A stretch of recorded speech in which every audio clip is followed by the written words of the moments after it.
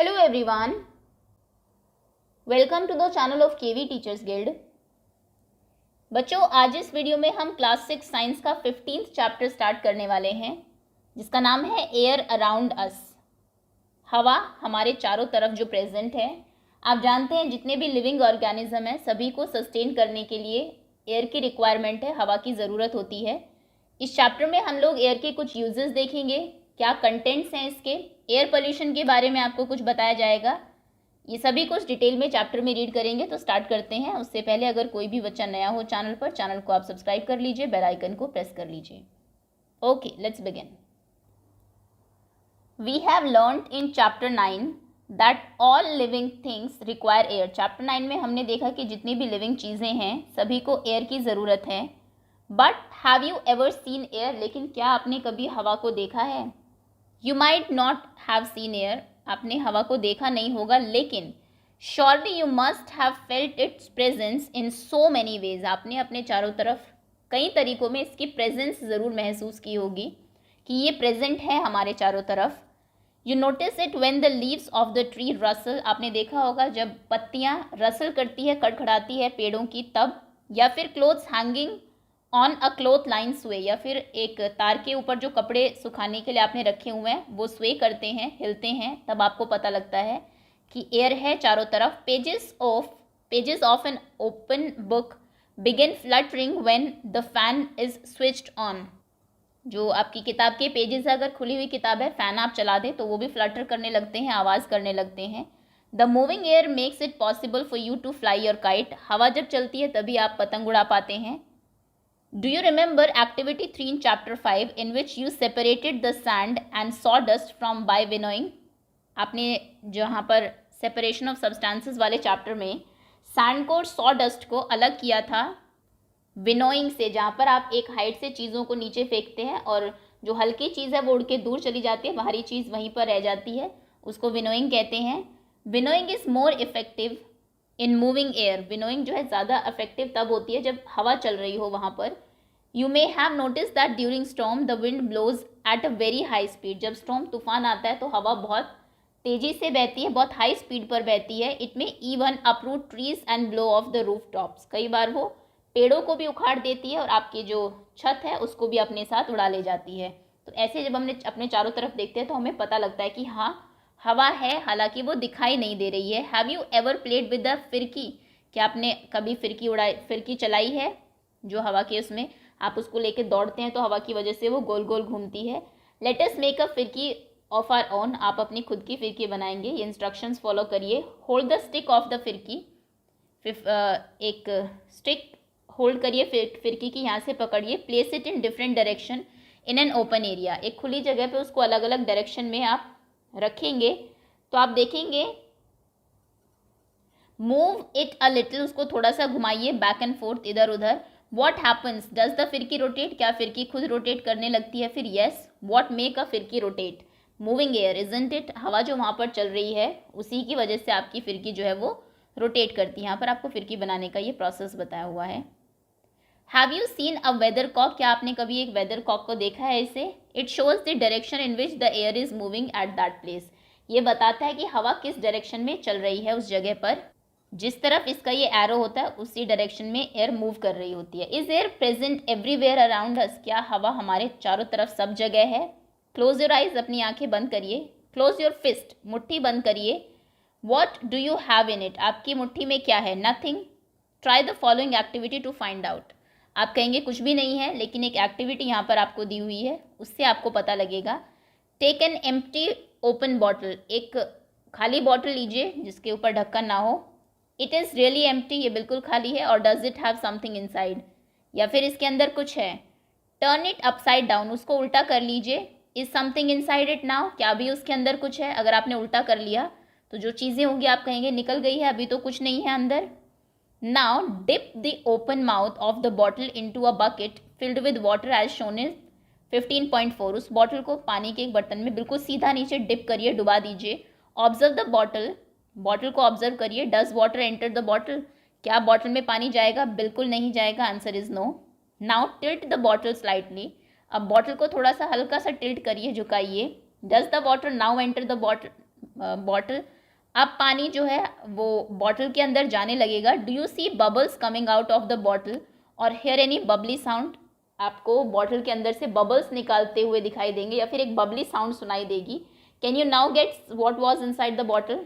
क्या आप बता सकते हैं क्या था बॉटल के अंदर? बॉटल के अंदर एयर थी. जब तक वो हवा थी पानी को वो बाहर नहीं निकलने दे रही थी, लेकिन जब आपने बॉटल को टिल्ट किया तो हवा बाहर निकली बबल्स के रूप में, और उसी की वजह से आपके बॉटल में पानी एंटर करना स्टार्ट कर दिया उसने. Yes you are right, it is air. आप बिल्कुल सही है, वो हवा ही थी जो बॉटल के अंदर थी पहले. That was present in the bottle. The bottle was not empty at all. Bottle बिल्कुल खाली है ऐसा नहीं था. In fact it was filled completely with air even when you turned it upside down. जब आपने उसको उल्टा भी कर दिया तब भी वो हवा से पूरी भरी हुई थी. That is why you notice, इसलिए आपने नोटिस किया that water does not enter the bottle when it is pushed in an inverted position. जब आप बिल्कुल उल्टा करके उसे पुश करते हैं पानी में नीचे, उसके अंदर पानी इसलिए नहीं जाता क्योंकि हवा है पहले से ही. As there was no space for air to escape, क्योंकि कुछ स्पेस बचा ही नहीं है, पूरा स्पेस हवा ने फिल किया हुआ है उस बॉटल में, इसलिए पानी अंदर नहीं जाता है. When the bottle was tilted, जब आप बॉटल को थोड़ा झुकाते हैं, टिल्ट करते हैं, the air was able to come out, तब हवा बाहर आ पाती है in the form of bubbles. Bubbles बुलबुलों की फॉर्म में. And water filled up the empty space that the air has occupied. और जो स्पेस पहले एयर ने ऑक्यूपाई किया हुआ था, घेरा हुआ था, अब उसकी जगह पानी एंटर करने लगता है. दिस एक्टिविटी शोज, ये एक्टिविटी दिखाती है दैट एयर ऑक्यूपाइज स्पेस, की हवा जो है वो जगह घेरती है. ये पहली प्रॉपर्टी है एयर की कि ये स्पेस ऑक्यूपाई करती है. It fills all the space in the bottle, इसने बॉटल में सारी जगह घेर ली थी. It is present everywhere around us, हवा हमारे चारों तरफ है. सेकेंड प्रॉपर्टी ये है. Air has no colour, third property ये, हवा का कोई रंग नहीं होता. And one can see through it, आप हवा में आर पार देख सकते हैं, ये फोर्थ प्रॉपर्टी है. इट इज़ ट्रांसपेरेंट, हवा जो है वो बिल्कुल ट्रांसपेरेंट है. आप है जहाँ पर, मान लीजिए आपके सामने आपका फ्रेंड बैठा हुआ, बीच में हवा है लेकिन आप उसको देख पा रहे हैं क्योंकि आप सी थ्रू कर सकते हैं एयर से. The earth is surrounded by a thin layer of air, जो हमारी अर्थ है उसके चारों तरफ एक पतली सी परत है, लेयर है हवा की. This layer extend up to many kilometres above the surface of the earth, और सरफेस ऑफ द अर्थ से कई किलोमीटर तक ये जो लेयर है वो एक्सटेंडेड है, फैली हुई है. And it is called atmosphere, जिसको हम एटमॉस्फेयर बोलते हैं. As we move higher in the atmosphere the air gets rarer. जैसे आप एटमॉस्फेयर में अर्थ से ऊपर जाते जाएंगे हवा कम होती जाती है धीरे धीरे. नाउ कैन यू थिंक, क्या अब आप सोच सकते हैं, mountaineers carry oxygen cylinders with them. जब माउंटेनियरिंग के लिए आप जाते हैं ऊपर तो आपने देखा होगा वो लोग अपने साथ ऑक्सीजन सिलेंडर्स लेकर जाते हैं जब वो हाई माउंटेन्स पर चढ़ रहे हैं, क्योंकि जितना आप ऊपर जाएंगे हवा थिन होती जाएगी, कम ऑक्सीजन वहाँ पर आपको मिलती है, इसलिए वो ऑक्सीजन सिलेंडर कैरी करते हैं. What is air made of? अब हवा बनी किन चीज़ों से है, क्या क्या कंटेंट है उसके. Until the 18th century, 18वीं सदी तक, 18th century तक, people thought that air was just one substance. लोग सोचते थे कि हवा बस एक ही सब्सटेंस है और कुछ इसके अंदर नहीं है. Experiments have prove that it is really not so, और बहुत सारे एक्सपेरिमेंट से पता लगा कि हवा एक नहीं है, इसके अंदर बहुत सारी चीज़ें हैं. Air is mixture of many gases. Air जो है वो कई गैसेस का मिक्सचर है. What kind of mixture is this? वो कैसा मिक्सचर है? Let us find out about some of the major components of this mixture. इस मिक्सचर के कुछ मेजर कंपोनेंट्स हम लोग देखेंगे वन बाय वन. सबसे पहली है water vapours. We have learn earlier that air contains water vapour. हमने देखा कि हवा में वाटर वेपर्स होती है. We also saw that when air comes in contact with cool surface, की जब हवा किसी ठंडे सरफेस के कॉन्टैक्ट में आती है, इट कंडेंसेस, वो जो है कंडेंस हो जाती है. And drop of water appears on the cooler surface. जो कूलर सरफेस है उसमें, ठंडा जो सरफेस है उसके ऊपर हवा आपको दिखाई देती है. जैसे कि हमने देखा था कि अगर मॉर्निंग में आप उठते हैं और खिड़की के ऊपर, शीशे के ऊपर ब्लो करे, अगर फूंक आप मारेंगे तो वहाँ पर आपको थोड़ा हेजीनेस दिखाई देती है. या फिर ये आपने 5th क्लास में भी एक्सपेरिमेंट किया था, जो लोग स्पेक्स पहनते हैं, चश्मा पहनते हैं, वो चश्मे को साफ़ करने के लिए ब्लो करते हैं, जिससे कि थोड़ा सा मॉइस्चर उसके ऊपर आ जाता है, ग्लास के ऊपर, आपके जो स्पेक्स का चश्मों का ग्लास है उससे फिर साफ़ कर लेते हैं, क्योंकि हवा जो आप हमारे चारों तरफ है या फिर आप जो ब्लो कर रहे हैं उसमें मॉइस्चर है, और जैसे ही वो ग्लास के कांच के ठंडे सरफेस के कांटेक्ट में आएगा तो वो फिर जो ड्रॉपलेट्स हैं, वाटर ड्रॉपलेट्स, वो आपको दिखाई देने लगेगी। The presence of water vapour is important for the water cycle in nature. और वाटर साइकिल जो है हमारा नेचर में, इसके लिए वाटर वेपर्स का होना ज़रूरी भी है। तो हवा में सबसे पहले क्या चीज़ होती है? वाटर वेपर्स होती है, पानी की छोटी छोटी बूंदें होती है। सेकेंड है oxygen. In the presence of your teacher fix 2 small candles of same length on a table. एक टेबल के ऊपर एक ही लेंथ की 2 आप कैंडल्स रखेंगे। लाइट बोथ ऑफ देम, दोनों को जला लीजिए। Cover one with of the candle with an inverted glass tumbler. एक उल्टा ग्लास रख दीजिए एक कैंडल के ऊपर, ट्रांसपेरेंट ग्लास होगा तो आप ज़्यादा क्लियरली देख पाएंगे कैंडल को। ओके, तो एक के ऊपर आपने उल्टा ग्लास करके रख दिया है। Do both the candles continue to burn or go of. तो आप देखेंगे ये वाली जो कैंडल है जिसके ऊपर आपने टम्बलर रखा है, थोड़ी देर तक जलेगी, उसके बाद बुझ जाएगी, जबकि ये जलती रहेगी जिसके ऊपर आपने कुछ रखा नहीं है। यू मस्ट हैव ऑब्जर्व, आपने देखा होगा, ऑब्जर्व किया होगा, that the candle covered with glass tumbler got extinguished after some time. थोड़ी देर के बाद वो बुझ जाती है जिसके ऊपर आपने ग्लास रखा है। वेयर एज, जबकि the other candle continue burning, दूसरी कैंडल जो है वो जलती रहती है। What can be the reason for this? Think about it, इसका क्या कारण हो सकता है? It seem that the candle got extinguished because the component inside the glass tumbler which support burning is limited. ऐसा लगता है कि ग्लास के अंदर कुछ ऐसी चीज़ थी या फिर हवा में कोई ऐसी चीज़ है जो कि कैंडल को जलने में हेल्प करती है, और क्योंकि ग्लास ढक दिया है अब वो लिमिटेड है, कम हो गई है, क्योंकि बाहर से हवा अंदर नहीं आ रही है ग्लास के, तो थोड़ी देर के बाद वो चीज़ ख़त्म हो गई क्योंकि कैंडल ने यूज़ कर ली जल के, और उसके बाद वो बुझ जाती है क्योंकि उसको वो चीज़ उसके अंदर मिल नहीं रही है। Most of the component is used up by the burning candle, ज़्यादातर जो कॉम्पोनेंट है वो बर्निंग कैंडल यूज़ कर लेती है। हाउ एवर, जबकि the other candle is getting continue supply of air, दूसरी को कॉन्टिन्यूस सप्लाई मिलती रहती है हवा की। This component of air which supports burning is known as oxygen. जो कॉम्पोनेंट ऑफ एयर जो बर्निंग में हेल्प करता है, जलने में हेल्प करता है, वो है ऑक्सीजन। कहते हैं ना कि अगर कहीं पर आग लग गई है उसके ऊपर कुछ डाल दो, कंबल डाल दो, ताकि ऑक्सीजन की सप्लाई रुक जाए। अब ऐसा नहीं कि हवा वो आग बहुत तेज़ और आप कंबल डाल दो, कंबल से उसको फ्यूल मिल जाए, वो और ज़्यादा जलने लगे। छोटी आग है तो कंबल डाल के आप ऑक्सीजन की सप्लाई रिमूव कर देते हैं उसके ऊपर से और आग बुझ जाती है। तो क्योंकि उसके अंदर कम ही ऑक्सीजन थी, जब तक ऑक्सीजन रही कैंडल जलती रही, जैसे ही ख़त्म हो गई उसने यूज़ कर ली, वो बुझ गई। तो इससे पता लगता है कि जो एयर है उसके अंदर क्या है, ऑक्सीजन भी है, जो एक्चुअली सपोर्ट करती है बर्निंग में। तीसरी जो गैस है इसके अंदर वो है nitrogen. In activity 3, did you observe that air is still present in glass both even after the candle blow out? आपने देखा कि भले ही कैंडल बुझ गई है लेकिन हवा ग्लास के अंदर अभी भी है। This indicate the presence of some component in the air. इसका मतलब ऐसा नहीं है कि हवा में सिर्फ ऑक्सीजन ही थी, बल्कि कुछ और भी चीज़ होती है which does not support burning, जो बर्निंग को सपोर्ट नहीं करती। The major part of air which does not support burning candle is nitrogen. हवा में सबसे ज़्यादा जो होता है वो नाइट्रोजन होती है, जो कि बर्निंग को सपोर्ट नहीं करती है। तो तीसरी चीज़ है nitrogen. Next is carbon dioxide.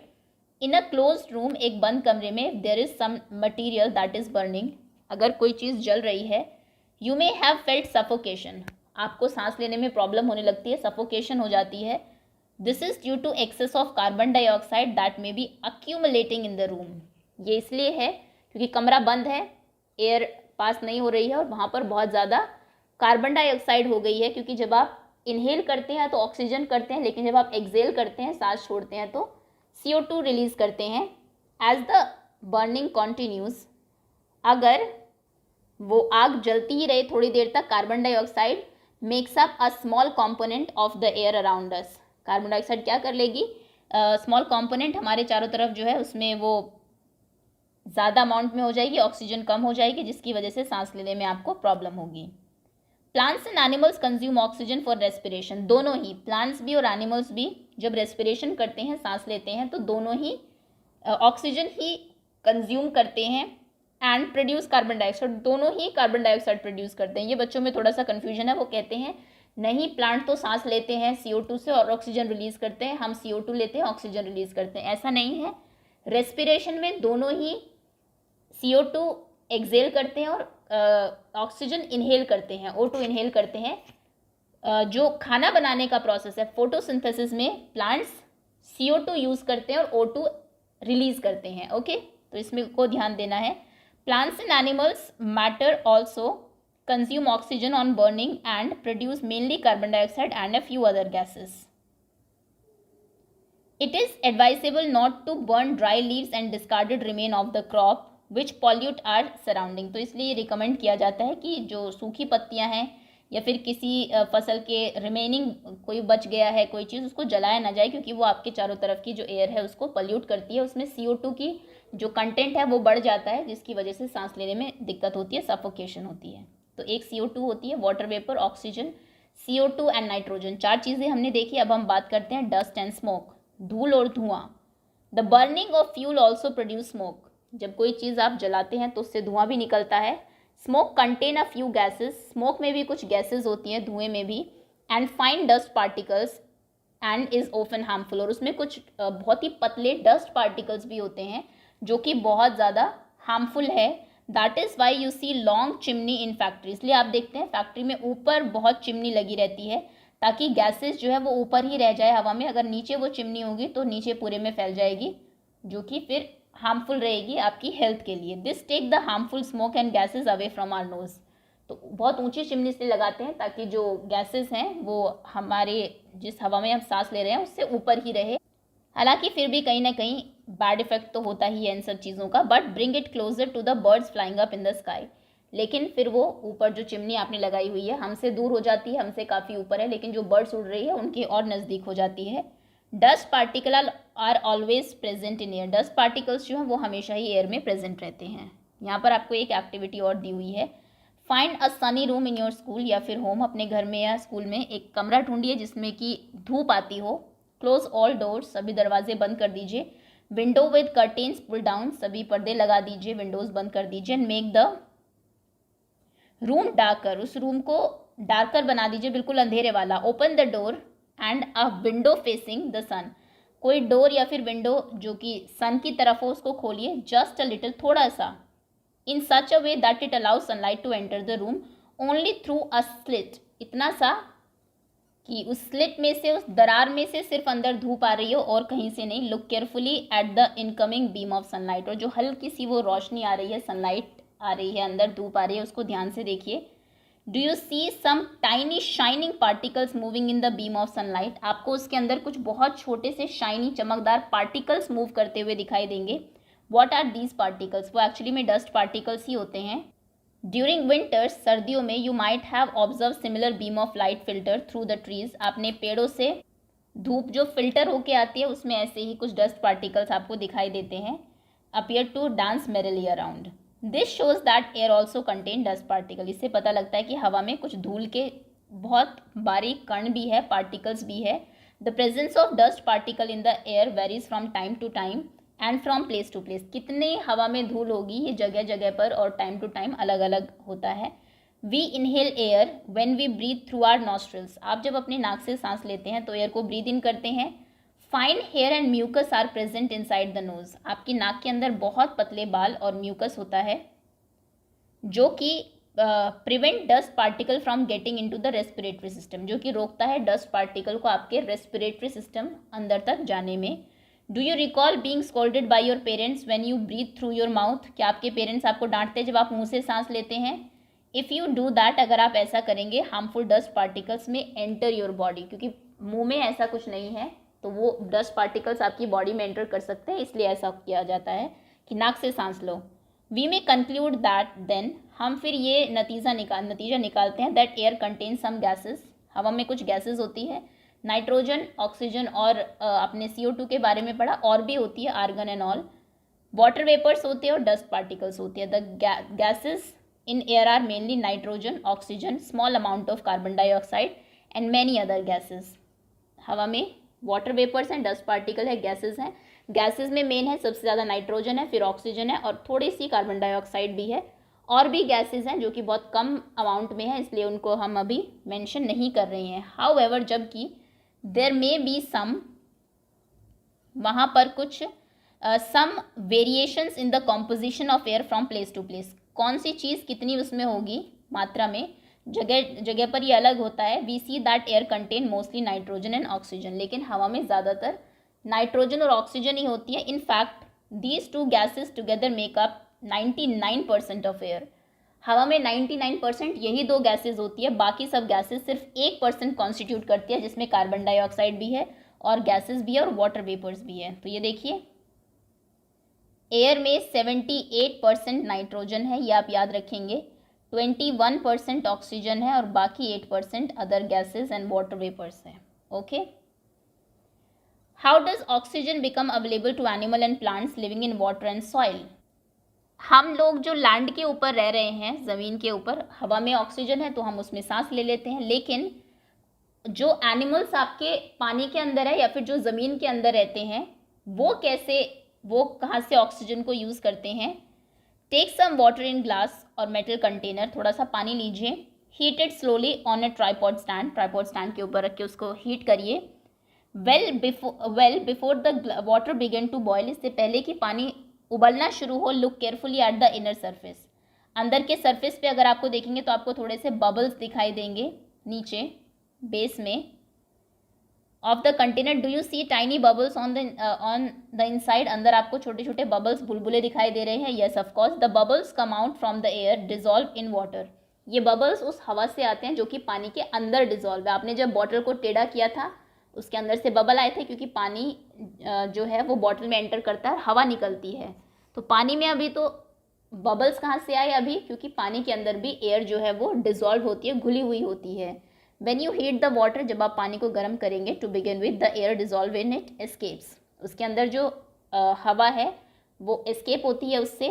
As you continue heating, जब आप उसको गर्म करते रहेंगे, the water itself turn into vapour and finally begin to boil. पानी खुद वेपर्स में कन्वर्ट हो जाएगा और फाइनली वो उबलना शुरू होगा. वी लर्नड इन चैप्टर 8 में आपने पढ़ा 8 और 9 में that animals living in water use the dissolve oxygen in water. कि पानी का फॉर्मूला क्या है, H2O. तो उसमें ऑक्सीजन होती है, डिजॉल्व ऑक्सीजन को ही वो यूज़ करते हैं, जो कि एनिमल्स पानी के अंदर रहते हैं. The organisms that live in soil also need oxygen to respire, isn't it. जो एनिमल सॉइल के अंदर रहते हैं, जैसे कि अर्थवॉर्म, उनको भी तो ऑक्सीजन चाहिए फिर सांस लेने के लिए. How do they get the air they need for respiration. उनको रेस्पिरेशन के लिए ऑक्सीजन कहाँ से मिलती है, उसके लिए एक और एक्टिविटी है. Take a lump of dry soil in the beaker. Beaker में थोड़ा सा मिट्टी ले लीजिए, सूखी मिट्टी, या फिर एक ग्लास में ले लीजिए. ऐड वाटर टू इट, उसमें पानी डालिए. And note what happen. और देखिए क्या होता है. Do you see bubbles coming out of soil. आप देखेंगे कि सॉइल से भी, सूखी मिट्टी से भी बबल्स बाहर आते हैं, बुलबुले. These bubbles indicate presence of air in the soil. इससे पता लगता है कि सॉइल के अंदर भी हवा होती है. When the water is poured, जब आप पानी उसमें डालेंगे on the lump of soil, it displaces the air which is seen in the form of bubble. वो एयर को डिस्प्लेस करता है अपने अंदर ताकि पानी को जगह दे सके, और वही बबल्स आपको उसमें फिर दिखाई देते हैं. The organism that live inside the soil. जो ऑर्गेनिजम्स मिट्टी के अंदर रहते हैं. And the plants root respire in the air. और जो कि प्लांट्स की रूट्स हैं जो रेस्पायर करती है हवा में. A lot of burrow and holes are formed in deep soil by the animals living in the soil. हमने देखा बहुत सारे गहरे गहरे होल, गड्ढे, बरो बना लेते हैं, बिल बना लेते हैं कई एनिमल सॉइल के अंदर. These burrow also make spaces available for air for to move in and out the soil. तो ये जो बिल है या फिर ये जो होल है, इनमें इतनी जगह होती है कि हवा अंदर और बाहर जा आ सके. हाउएवर, जबकि व्हेन इट रेन्स हेविली, जब बहुत ज़्यादा बारिश होती है, water fill up all the space occupied by the air in the soil. Soil में जितनी भी जगह है उसको कौन ऑक्यूपाई कर लेता है, पानी. In this situation animals living in the soil have to come out for respiration. फिर इनको सांस लेने के लिए बाहर आना पड़ता है. और यही रीज़न है कि अर्थवॉर्म और स्नेल वगैरह आपको बारिश के मौसम में दिखाई देती है, क्योंकि पहले तो वो अर्थ के अंदर थी, वहाँ पर सांस ले ही रही थी, उनके घरों में जगह थी एयर के आने जाने की. जब उसमें पानी भर गया, फिर उनको वहाँ सांस नहीं आती, इसलिए वो बाहर आते हैं रेस्पिरेशन के लिए. Could this be the reason why earthworm come out of the soil only during heavy rains. Yes, भारी बारिश के टाइम पर ही इसलिए अर्थवॉर्म आपको बाहर दिखाई देते हैं. Have you ever wonder why all the oxygen of atmosphere does not get used up through a large number of organism are though the large number of organisms are consuming it. अब आप ये सोचते होंगे कि इतने सारे organism जितने भी जिंदा है, इनफैक्ट प्लांट्स, एनिमल्स, सभी कोई, चाहे वो पानी के अंदर रहता है, ज़मीन के अंदर रहता है, सभी कोई ऑक्सीजन को यूज़ कर रहा है, तो ये ख़त्म क्यों नहीं हो रही? Who is refilling the oxygen in the atmosphere? कौन है जो कि एटमॉस्फेयर में ऑक्सीजन को रीफिल कर रहा है? How is the oxygen in the atmosphere replaced? कैसे ऑक्सीजन एटमॉस्फेयर में दोबारा से रिप्लेस की जाती है? चैप्टर 7 में आपने फोटोसिंथेसिस के बारे में पढ़ा था। इस प्रोसेस में plants make their own food and oxygen is produced along with it. हमने देखा कि प्लांट्स अपना खाना बनाते हैं और उसके साथ वो ऑक्सीजन भी प्रोड्यूस करते हैं। Plants also consume oxygen for respiration. हालांकि जब प्लांट सांस लेते हैं तो उसमें वो ऑक्सीजन ही यूज़ करते हैं, लेकिन they produce more of it than they consume. वो जितना कंज्यूम करते हैं उससे ज़्यादा प्रोड्यूस करते हैं। दैट इज़ वाई वी से प्लांट्स प्रोड्यूस ऑक्सीजन। इसलिए हम कहते हैं कि प्लांट्स ऑक्सीजन प्रोड्यूस करते हैं। It is obvious that animal can not live without plants. ये तो ऑब्वियस है कि हम लोग प्लांट्स के बिना नहीं रह सकते। द बैलेंस ऑफ ऑक्सीजन, जो बैलेंस है अर्थ के ऊपर ऑक्सीजन और कार्बन डाइऑक्साइड का एटमॉस्फेयर में, is maintained through respiration in plants and animals and by the photosynthesis in plant. वो एक्चुअली प्लांट्स और एनिमल्स के रेस्पिरेशन से और प्लांट्स के फोटोसिंथेसिस करने से ही वो बैलेंस बना हुआ है। This shows the interdependence of plants and animals. इससे पता लगता है कि कैसे प्लांट्स और एनिमल्स एक दूसरे पर इंटरडिपेंडेंट है। We can now appreciate how important air is for life on earth. अब आप समझ गए होंगे कि धरती पे हवा जो है वो लाइफ सस्टेन करने के लिए कितनी ज़रूरी है। Are there any other use of air? क्या कोई और भी यूज़ है एयर का? Have you heard about a windmill? क्या आपने कभी किसी विंड मिल के बारे में सुना है? ऐसी होती है जिससे कि इलेक्ट्रिसिटी प्रोड्यूस होती है। The wind makes the wind mill rotate. हवा की वजह से जो विंड मिल है ये रोटेट करता है, घूमता है। ये वहाँ पर लगाई जाती है जैसे कि राजस्थान वगैरह, जहाँ पर बहुत तेज़ हवाएं चलती हैं, तो इसकी वजह से ये घूमता है। The windmill is use to draw water from tubewell. Windmill को यूज़ किया जाता है ट्यूबवेल से पानी निकालने के लिए, या फिर टू रन फ्लावर मिल, चक्की चलाने के लिए। Windmill are also use to generate electricity, और ये बिजली बनाने के लिए भी यूज़ की जाती है। Air help in the moment of selling याच। आपकी जो याच है उसको सेल कराने के लिए उसके ऊपर, पानी के ऊपर, उसमें भी एयर हेल्प करती है। ग्लाइडर्स को हेल्प करती है, पैराशूट्स उसी में उड़ते हैं, एरोप्लेन हवा में ही उड़ते हैं। Birds, bats and insects can fly due to presence of air. जितने भी बैट्स हैं, बर्ड्स हैं, चिड़िया हैं, इंसेक्ट्स हैं, सभी उड़ सकते हैं सिर्फ प्रेजेंस ऑफ एयर की वजह से। Air also help in the dispersal of seed. ये आपने 5th क्लास में पढ़ा था। सीड्स के डिस्पर्स होने में भी जो हल्के सीड्स होते हैं उनको हवा अपने साथ उड़ा के एक से दूसरी जगह ले जाती है, फैला देती है। And pollen of flower of several plants. कुछ प्लांट्स के पोलन एक दूसरे पर एयर के थ्रू ही पहुंचते हैं। Air plays an important role in water cycle. Water cycle में भी क्लाउड्स बनते कहाँ पर है? सी सरफेस के ऊपर, समुद्र के ऊपर पानी से इवेपोरेट होके, लेकिन वो हवा की वजह से ही लैंड पर आते हैं, हवा के साथ बह के और बारिश करते हैं यहाँ पर। तो एयर के ये कुछ यूजेस हमने लास्ट में पढ़े। That's all. चैप्टर इसी के साथ फिनिश होता है आपका। होपफुली सभी बच्चों को अच्छे से समझ में आ गया होगा। Okay, thank you so much for watching.